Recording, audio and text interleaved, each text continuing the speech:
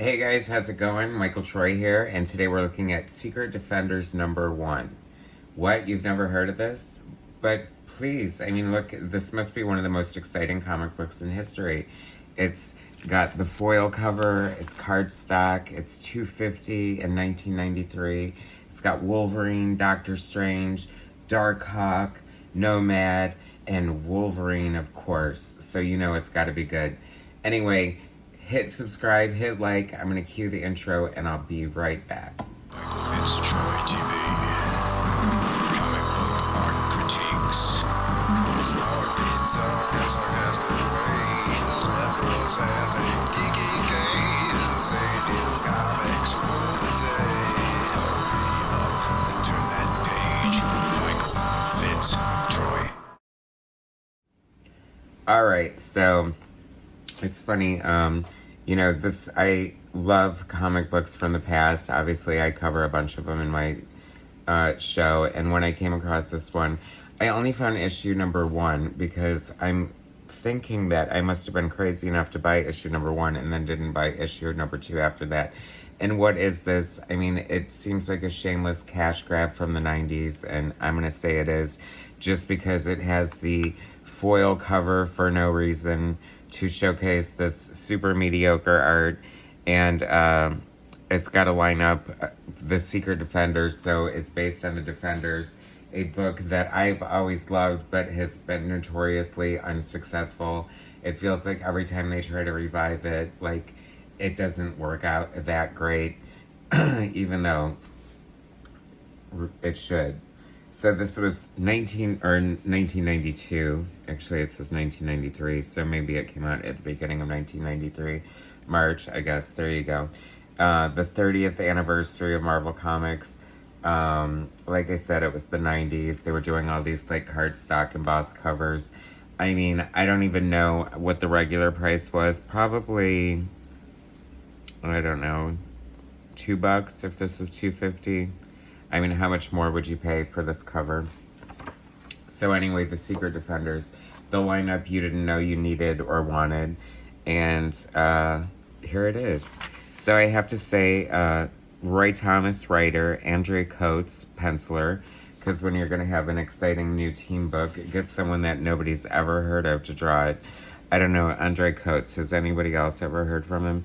Which, he kind of looks pretty proficient, but pretty old school too, so I'm not sure about that.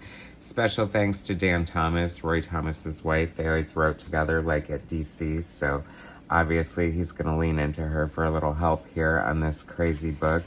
Like, what do you say? Oh my gosh, I have to write this team book of these group of heroes that are kind of popular right now that nobody wants or needs in a team book, yet here they are. What was my motivation for even buying this book? I can't even tell you what's it about. First unbelievable issue. You gotta love that. They're already telling you it's unbelievable. I always did, even though I'm not familiar with her background so much, I always did kind of appreciate the female Spider-Man black symbiote costume version. So it's kind of cool that that exists. I would kind of like to see a new revamped version of it, kind of just mix it up. I mean, the black costume Spider-Man is kind of like one of the best costume redesigns in history. I think it stands behind his red, or besides his red and black costume fairly well. I think it holds up and it's cool. And here we have Wolverine for no reason. Oh, this is, and I talk about this often in books. There was a year, I want to say maybe it was when Joe Quesada was doing Marvel Nights or something, but Marvel mandated no smoking in comic books. So even Wolverine, with his healing factor, unable to get lung cancer, had to give up smoking at some point, and this is obviously prior to that. So I have to look that up and see what year that happened, because I know it's been quite some time. Phoenix Police Department. You can't even keep Phoenix down in a Secret Defenders book. Nothing stops Marvel's X-Men, nothing. I thought this was a SpaghettiOs ad, but it's not. What is it? Oh, okay. It's the VHS of the Fox cartoon. can you believe it? I feel like I was just like slightly too old when that came out, maybe, because I would have been dying and gagging and all over it, the X-Men 90s cartoon, because I know it's amazing. I mean, of course, the theme song alone is gonna make you want to love it, right, guys?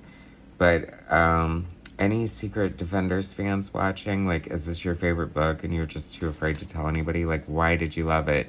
Because it had the awesome lineup of Wolverine, Darkhawk, Nomad, Spider-Woman, and Doctor Strange. Like, I really can't even imagine what possessed me to get this book, aside from the fact that it was #1, and I was such a comic book nut that I was probably just getting everything and anything anyway.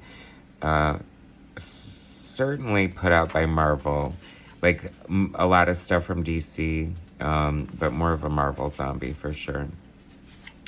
I don't know. And this is Roy Thomas writing it, so it's like, it's not like he's some slouch or something. I mean, it's like he's a, veteran. And I wonder if this was his idea or whose idea it was. But not a great idea. You don't see a lot of people clamoring for a Secret Defenders reunion too much, do you? And this is when they started, I think Jim Lee brought back the yellow and blue costume for Wolverine, if I'm not mistaken. I've kind of always preferred the orange and black one. Whoa, way to end on a high note. I did not see that coming at all. Introducing this fantastic new character, Dreadlocks, because she's African American and she has dreadlocks, but it's spelled dreadlocks with an X on the end. So I can't even imagine. I can't believe this character exists. I feel like I should do a complete and total separate video on dreadlocks alone, because that is just nutty. Anyway, so Secret Defenders, #1, blast from the past, 90s throwaway, possibly, but it introduced the world-famous legendary character that we all know and love, Dreadlocks. Anyway, thanks so much for watching. Please subscribe to my channel, hit like, share my content, and I'll bring you some more later. Alright, thanks guys.